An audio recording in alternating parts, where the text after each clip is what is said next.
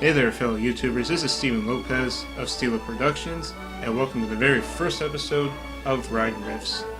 Now this is just a test pilot. I may or may not continue this series, but hey, if it all turns out swell, I might just make more. I also want to say that I love Disneyland, and theme parks in general. That's why I decided to review a ride. If I were to ever make any more episodes, I would also go beyond, not just reviewing rides from Disneyland, but other theme parks as well. We'll see if that happens. Anyway, now that I got the intro out of the way, I'm here to review one of the oldest rides at Disneyland, Snow White's Scary Adventures.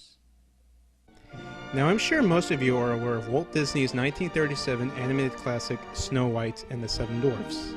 How could you not be aware of it? It's a timeless classic that is still cherished by moviegoers, animation students and buffs like me, and even children in general who live in the modern age. When Disneyland first opened in 1955, it was a necessity that a Snow White themed ride had to be built at Walt's new theme park. And yes, even though it had been 18 years since the film's release, it was still that popular. And so Snow White's Scary Adventures was born. So how does this ride hold up after nearly 60 years of being at Disneyland? Let's find out. As the ride begins, you are first greeted by the silly song scene from the movie. Isn't that strange? That's just like starting the movie halfway through its running time. We don't even get to see the huntsman or even the magic mirror. Anyway, now we are taken outside of the— HOLY SHIT! So you're telling me that the Wicked Queen was watching Snow White the whole time? I don't remember that from the movie. I think I would also be rather disturbed by the sight of a disgruntled woman looking in my window. You better hurry and call the police, Snow White.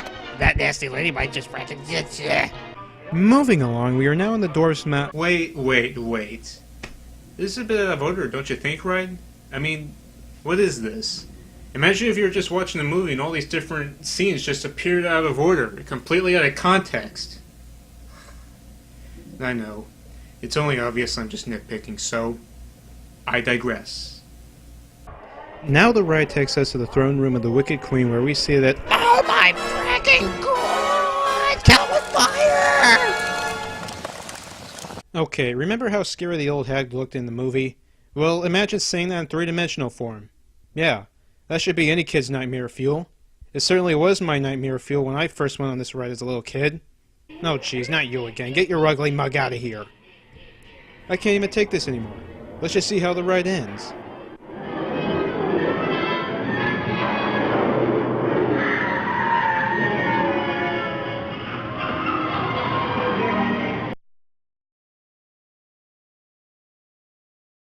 Well, that was very anticlimactic. Okay, the witch tumbles to her death just like in the movie, but then you're just given a page in a book that says, and they lived happily ever after, the end, and get out. I mean, seriously, the pacing here is much to be desired. So how does this ride hold up? Well, despite most of what I said about this ride, I think it's still very enjoyable. Okay, sure, the animatronics barely move, some parts are a bit archaic and outdated, and it's very windy, but I still find enjoyment out of it every time I go on the ride. Sure, it may not be up to the quality of Disney's modern rides that we're used to these days, but this ride, along with all the other Fantasyland dark rides, does have a certain charm to it. Now, I am also aware that there are different variations of this ride. And what I mean by that, I mean there is a variation in every single Disney park. Actually, the Magic Kingdom version had recently closed down in 2012 to make way for a new Fantasyland update. The Seven Dwarfs Mine Train, a roller coaster type ride that can be comparable to Thunder Mountain, has since replaced it. I have heard stories that the original version of the Magic Kingdom ride is a lot more terrifying than even the Disneyland version, but I'm pretty sure they're embellishing.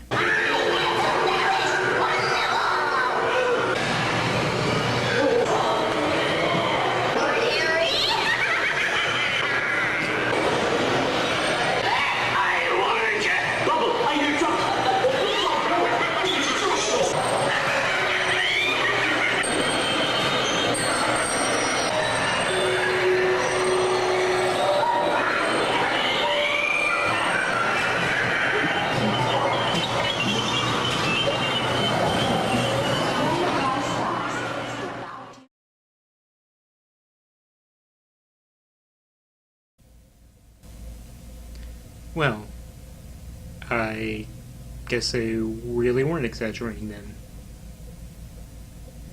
This is Steven Lopez of Steeler Productions, signing out. Thanks for watching my review.